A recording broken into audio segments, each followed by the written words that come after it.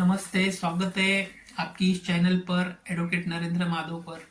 Guys, in this platform we provide all type of legal knowledge to free of cost to all of you. Please like and subscribe my channel because it is useful not only lawyer, advocate, law student but also every Indian is essential to require subscriptions my channel because ये channel को subscribe करने के बाद हर एक भारतीय को जो भी लोकल लॉ है, जो भी इंटरनेशनल लॉ है, साथ ही साथ जो भी कानूनी प्रोसेस है, कोर्ट प्रोसेस है, उसकी संपूर्ण इंफॉर्मेशन फ्री ऑफ कॉस्ट आपको मिलती है. तो प्लीज लाइक और सब्सक्राइब करना है.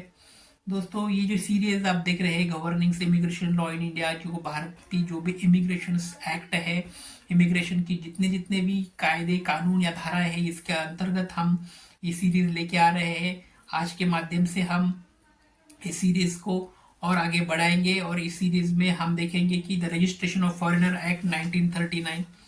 इससे पहले भाग में हमने पासपोर्ट एक्ट 1920 के बारे में देखा है. आज के पार्ट में हम रजिस्ट्रेशन ऑफ फॉरेनर्स एक्ट 1939 के बारे में देखेंगे.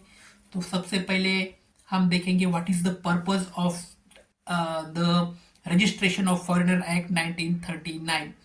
दोस्तों, जैसे ही एक्ट का नाम the registration of foreigner act 1939 है, ये एक्ट के तहत हमें मालूम होता है कि ये जो एक्ट है, रजिस्ट्रेशन का एक्ट है, तो फॉरेनर भारत में आते हैं तो उनके सबसे पहले रजिस्ट्रेशन करना बहुत ज़्यादा इम्पोर्टेंट होता है. जो एक्ट का नाम ही ऐसा है कि रजिस्ट्रेशन ऑफ फॉरेनर एक्ट 1939, जो एक्ट के नाम से ही ऊपर हमें इस एक्ट का जो ऑब्जेक्ट है वो मालूम हो जाता है. तो सबसे पहले हम पर्पस देखेंगे. The main purpose of this foreign registration of foreigner act 1939 is that to keep records of the foreigner living in India.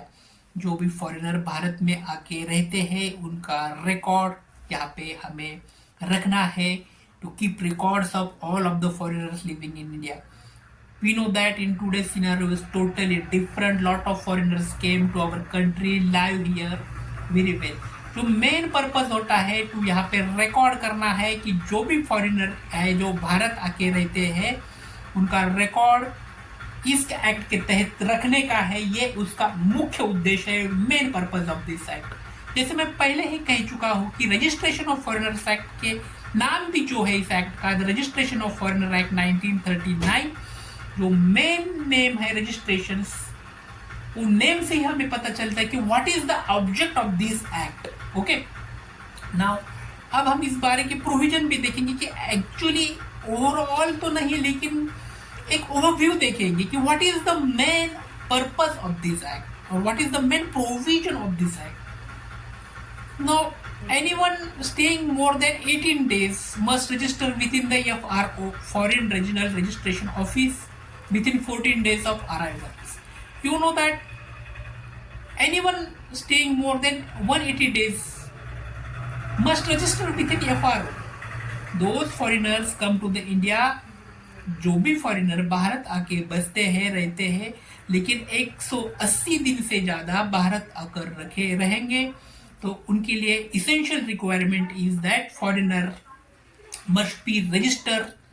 Registration is most essential. Foreigner regional registration officer जो है FRRO का long form है foreigner regional registration office. ये foreigner regional registration office जो होता है वो foreigner regional registration office के अंदर जो भी फॉरेनर भारत आके 180 दिन से ज्यादा रहना चाहते हैं उनके लिए विदिन 14 डेज, जब भी भारत आते हैं तो within 14 days of arrival they should be register their name.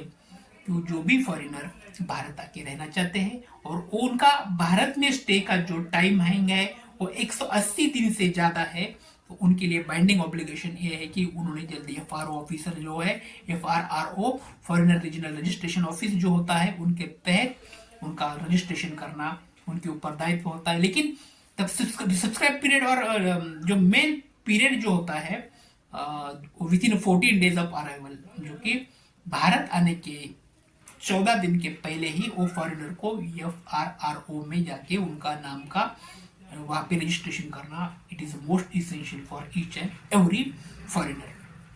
Another provision और another purpose of this act, the registration of foreigners act 1939 is that must report change of address, employment of nationality. अगर जो भी foreigner भारत आते हैं तो must report of their change of any address, employment of nationality.